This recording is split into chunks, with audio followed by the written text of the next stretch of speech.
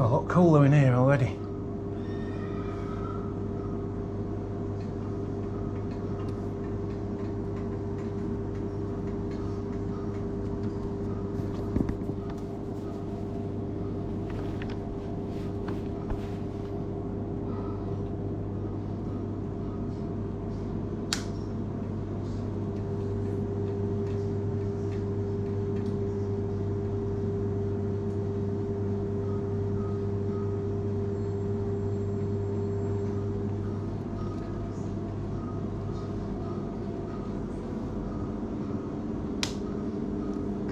Sorry, haven't you finished reading? Oh, yeah, I finished. It's okay.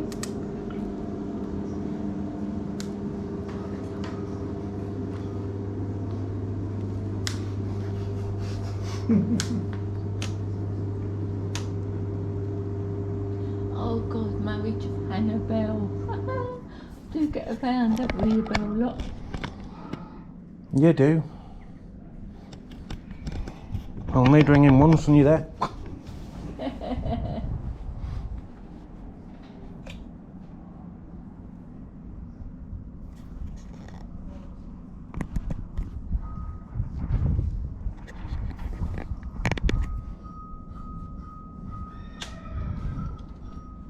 See, look, the real James Herriot was in fact a Scotsman. Yeah, God, yeah. That's why he married a Belle.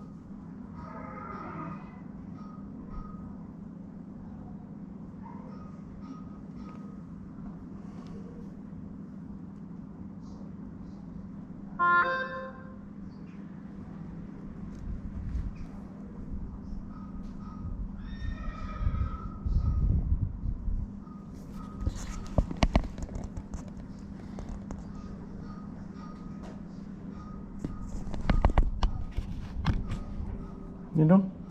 Yeah.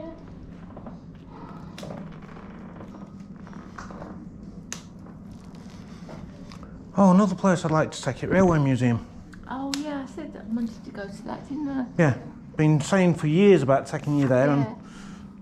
And Yeah, because that's supposed to be still free if I remember. yes, it's supposed to be still free. Growing up in Glasgow, look.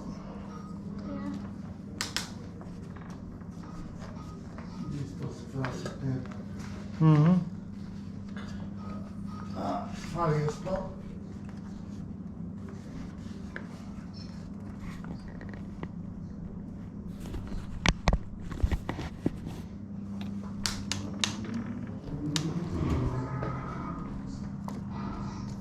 There's that Magna thing we're on about.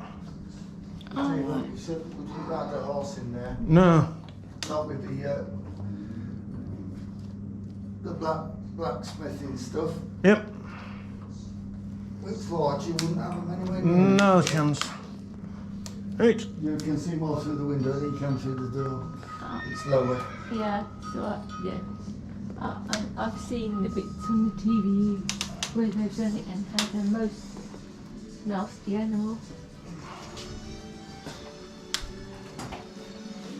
Oh, look at that, just coming at either the end or the start.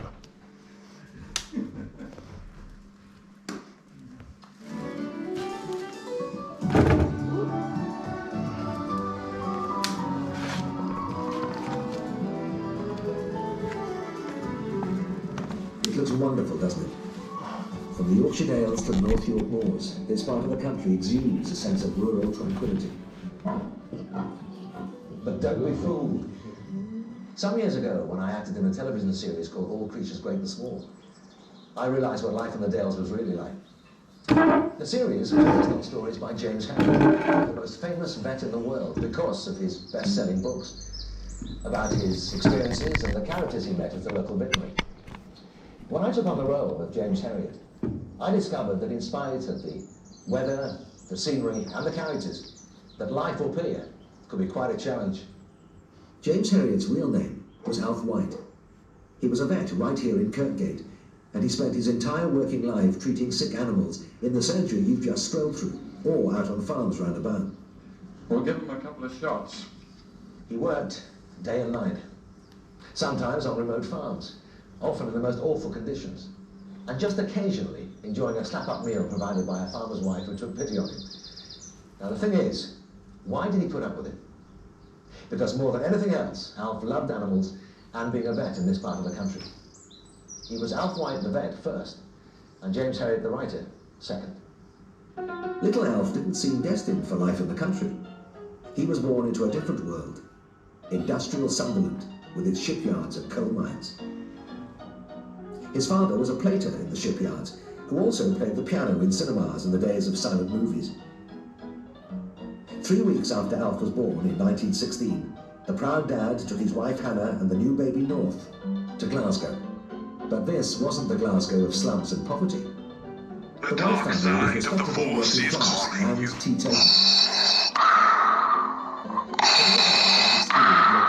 You underestimate. Who remained a lifelong friend, and Alex Taylor can still remember the neighbourhood where they grew up.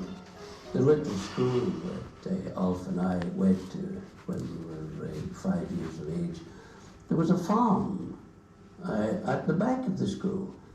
So we grew up partly in the countryside, where we could, after school, we'd put our jackets down and make goalposts and play football, this sort of thing. We all, at that time, lived in tenement houses. Wasn't very swish, but everybody was all working, good, decent working class people. And we had a very good family background in life. Very good. When Alf was 8, the family got a puppy, Don, a red setter. For years, Don was Alf's companion on long walks with Alex and his other friends. Even in the diary he kept when he was 18, he often wrote about taking Don out, hail, rain or shine. Alf was a diligent schoolboy, and in 1927 he went to the prestigious Hill Head High School and did reasonably well. There's a story that while he was at school he read an article in a magazine all about being a veterinary surgeon. So Alf seems to have decided to be a vet around the age of 14, when he was still getting to grips with the basics of science. At heart, he was an outdoors lad, a good sportsman who loved hill walking and camping with his mates. It's tempting to assume the combination of the open air and farm animals confirmed his ambition. The truth is, Alf really wanted to be a small animal vet, domestic animals, cats and dogs. But after 5 years at Glasgow Veterinary College, it was a hard struggle to find a job as a vet anywhere. He did a brief spell in Sunderland before he was lucky enough to land a job here at Kirkgate in Thirsk. He was taken on by an extraordinary man, Donald Sinclair, one of life's genuine eccentrics. One of Alf White's first clients was the Stockdales, a farming family in Sesse, about 5 miles from here. Harwood Stockdale was a boy when Alf was a young man, and he still works the same land. Oh, it would be a hard life for him, yes. Late stripped off on a hillside at Bill's, lamb in a shake with his shirt off or something. Kind of went anywhere He was yesterday. never ruffled. And, he had a right good sense of humour. He always liked the job. He was a great sportsman. He liked to be talking. Maybe had his hand up a cow's backside. He was talking about Yeah, but something that's that got what goals happened. on Saturday or something like that. As Alf travelled round, he accumulated a store of incidents that happened to him and other vets, some funny, some touching. And living above the shop, on the top floor of the surgery, there was never a dull moment with Donald Sinclair around.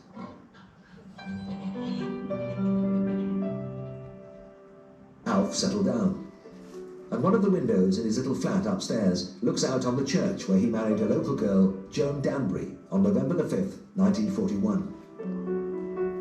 Joan and he had 2 children, Jim and Rosie, who also lived here until they moved to a family house in Thirsk. It looked like Alf White was destined to live an uneventful life. But something niggled at him. He had this fund of stories up his sleeve and talked about putting them in writing. But it was Joan who pushed him into doing it. It happened that one occasion I said, oh, funny thing happened this morning, I put this in my book. And my wife said, you never will write a book. And I said, well, how do you make that out? She said, well, we had a silver wedding celebration last week, you see. 25 years I've never put pen to paper. She said, people at 50 don't start writing books. And I think that nettled me. I rushed out straight away and I bought a large quantity of paper and started to write. Sitting in front of the television, he wrote the stories that eventually made him famous. But he couldn't use his own name.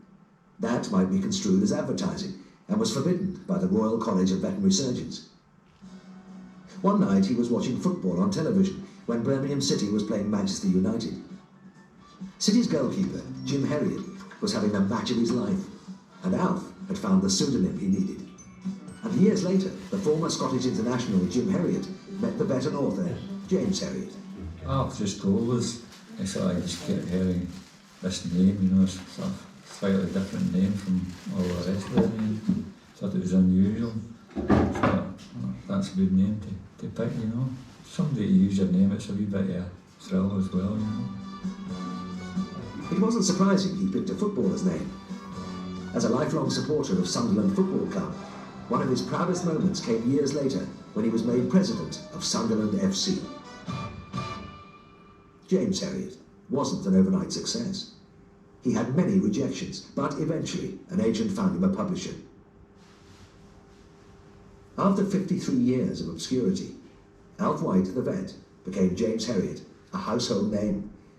His books were sold worldwide and fans queued for autographs. When his books were televised, he hit the jackpot. So, what would you do if you had £1 million? Well, we all wonder. James Herriot's answer was, not alone. Financial security lifted a weight from his shoulders, but essentially, he carried on doing what he loved best, being a vet and a family man.